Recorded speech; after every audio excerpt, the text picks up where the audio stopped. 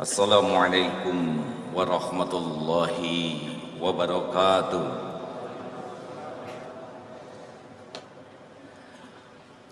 Allahu Akbar, Allahu Akbar, Allahu Akbar, Allahu Akbar, Allahu Akbar, Allahu Akbar, Allahu Akbar kabira walhamdulillahi katsira wa subhanallahi bukratan wa asila.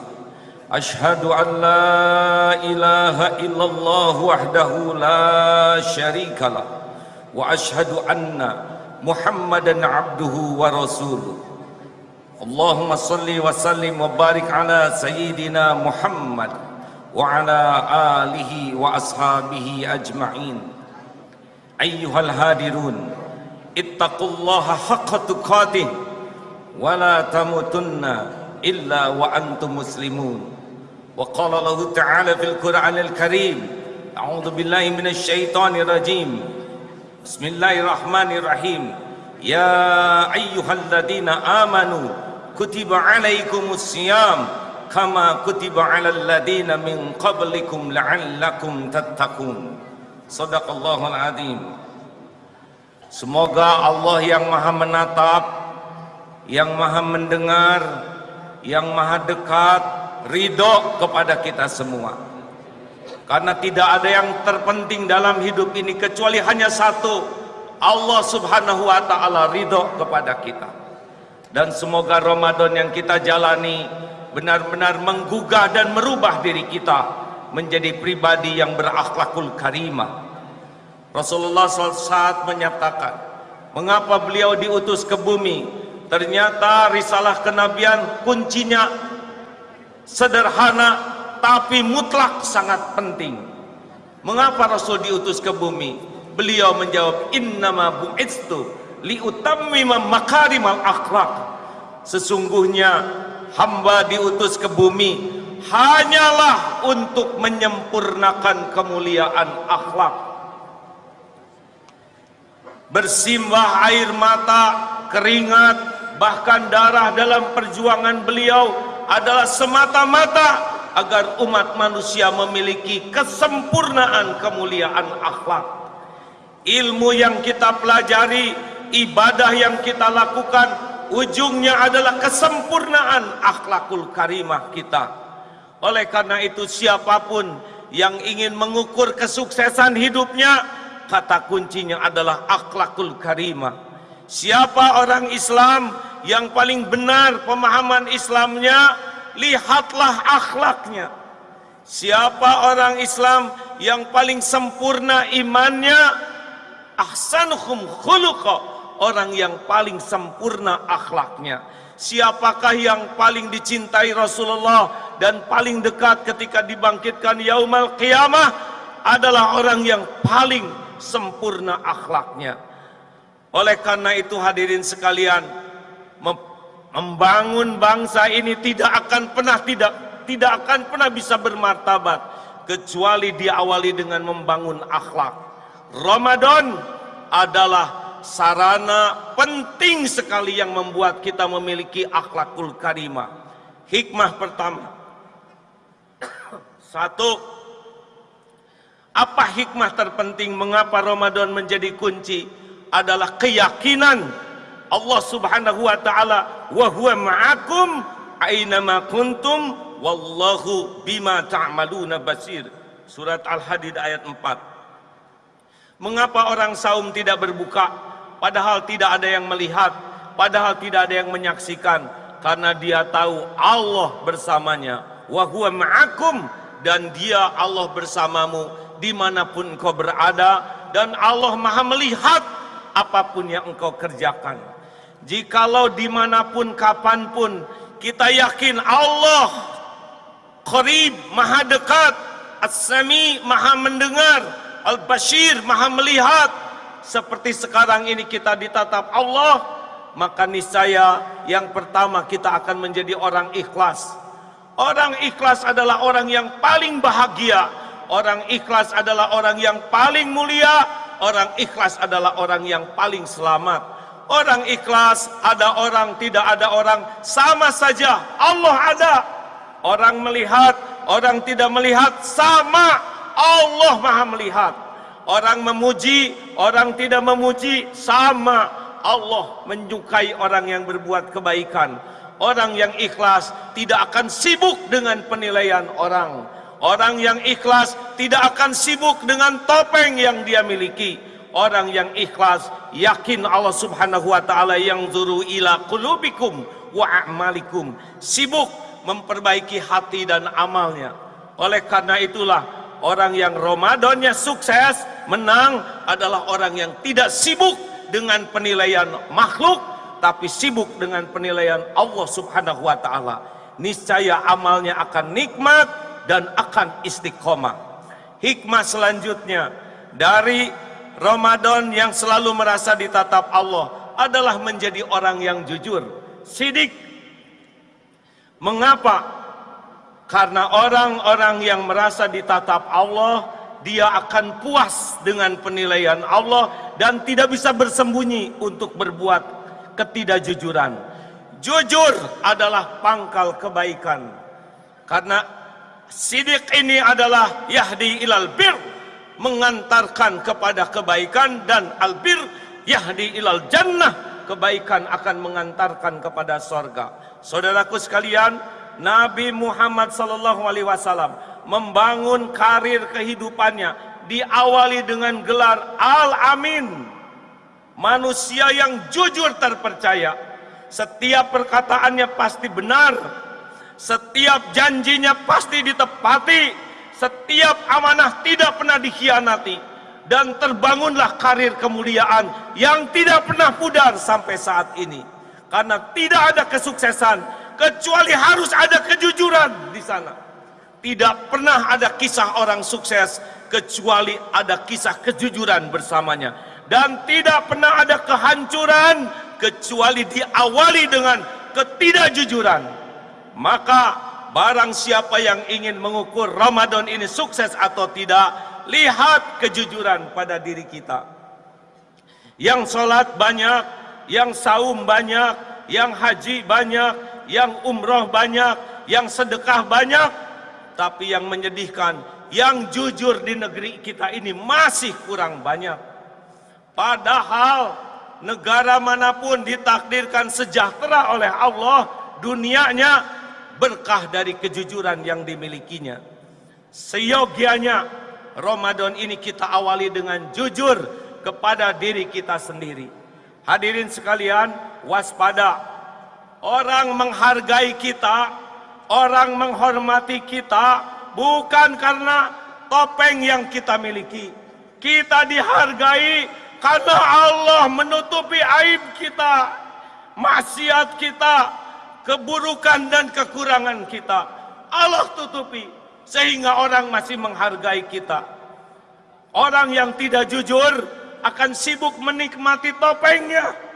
Apalah artinya topeng bagus kalau isinya busuk? Apalah artinya mobilnya bagus kalau perilakunya hina? Apalah artinya kedudukan tinggi kalau perbuatannya nista?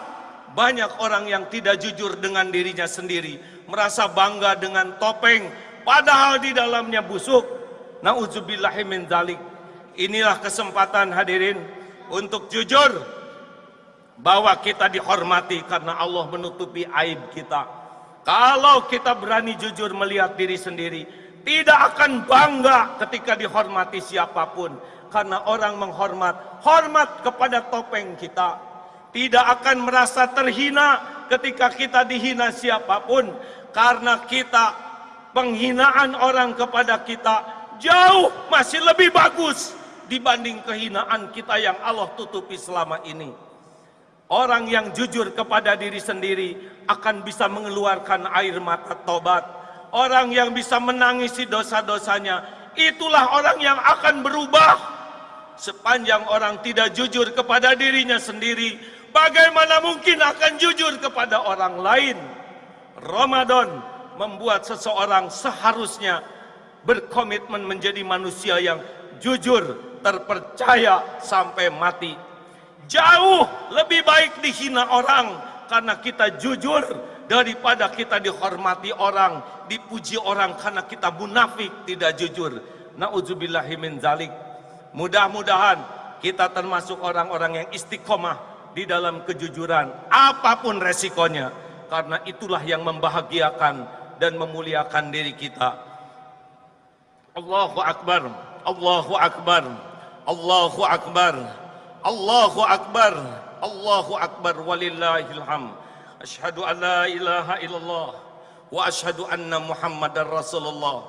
Allahumma salli ala Sayyidina Muhammad wa ala alihi wa ashabihi ajma'in. Saudaraku, hikmah selanjutnya dari Ramadan orang yang akan sukses adalah ingat bahwa Allah pernah bersumpah 7 kali di dalam surat Asy-Syams. Tidak pernah Allah bersumpah sebanyak ini kecuali menegaskan qad aflaha man zakaha wa qad khaba man dassaha. Amat sangat beruntung orang yang mensucikan jiwanya, merugi orang yang mengotorinya. Siapakah di antara kita yang paling untung? Yaitu orang yang setiap waktu selalu bermujahadah membersihkan dirinya. Lebaran banyak yang bajunya bagus, indah, dan takut kotor. Tapi berapa banyak orang yang tidak pernah takut kotor hatinya. Padahal kebahagiaan, kemuliaan tergantung kesucian jiwanya. Mengapa ada orang yang paham agama tapi akhlaknya tidak sesuai dengan apa yang dipahaminya? Karena dia hanya sibuk belajar untuk kepintaran akal, tapi tidak sibuk bermujahadah untuk kecerdasan hati.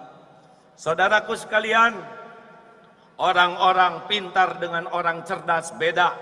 Orang pintar hanya bisa mengingat, orang cerdas bisa berbuat. Oleh karena itulah kita membutuhkan kecerdasan, dan ini hanya terjadi kalau kita senang bermujahadah.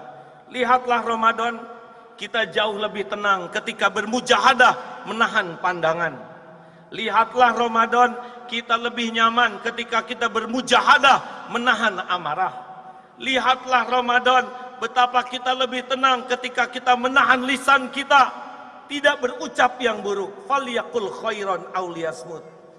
Percayalah hadirin, kebahagiaan, kesuksesan adalah milik orang yang paling bisa mengendalikan diri. Kita sudah saksikan orang yang tidak bisa menjaga lisannya jatuh.